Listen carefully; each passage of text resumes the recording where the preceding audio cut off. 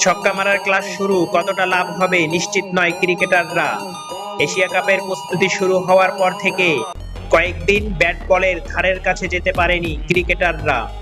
Fitness ক্যাম্পে ঘাম ঝরিয়েছেন তারা। শুক্রবার থেকে শুরু হলো পাওয়ার হিটিং। টি-20 টুর্নামেন্টে ক্রিকেটারদের চার ছক্কা মারার প্রবণতা বাড়ানোর জন্যই পাওয়ার হিটিং কোচ জুলিয়ান উডের ক্লাস শুরু হয়েছে। উড বাংলাদেশে এসেছেন কয়েকদিন আগে। তিনি নারী ক্রিকেটারদের নিয়ে কয়েকটি সেশন করেছেন। কাল থেকে লিটন দাসদের নিয়ে কাজ শুরু করেছেন। এতদিন ক্রিকেটাররা ছিলেন নাথান কেলির অধীনে। সামনে টানা সিরিজ খেলতে নামার আগে ক্রিকেটারদের ফিটনেসের শীর্ষ পর্যায়ে রাখার পরিকল্পনা টিম ম্যানেজমেন্টের।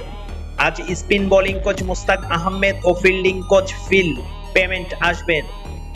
কাল বেলা 2টায় শুরু হওয়া প্রস্তুতিতে সংবাদ মাধ্যমের আগ্রহের কেন্দ্রবিন্দু ছিল পাওয়ার হিটিং কোচ।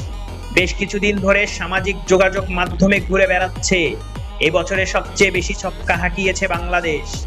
ব্যক্তিগত তালিকায় ছক্কা মারায় এগিয়ে তানজিন হাসান, শামীম হোসেন। তবে ম্যাচ জয়ের ক্ষেত্রে এর প্রভাব তেমন দেখা যায়নি। বাংলাদেশের ক্রিকেটাররা বরাবরই পাওয়ার হিটিং এ পিছিয়ে।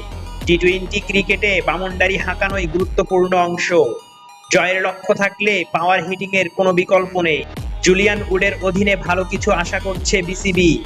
তবে নাম প্রকাশ না করা একজন ক্রিকেটার বলেন, আমাদের জন্য এটা দীর্ঘমেয়াদী প্রক্রিয়া।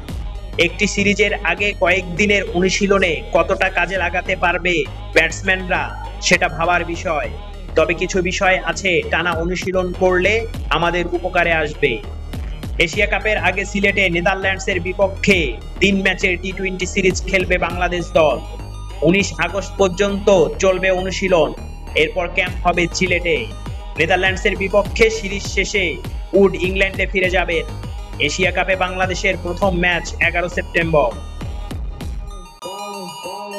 চ্যানেলটি সাবস্ক্রাইব করে সাপোর্ট করবেন।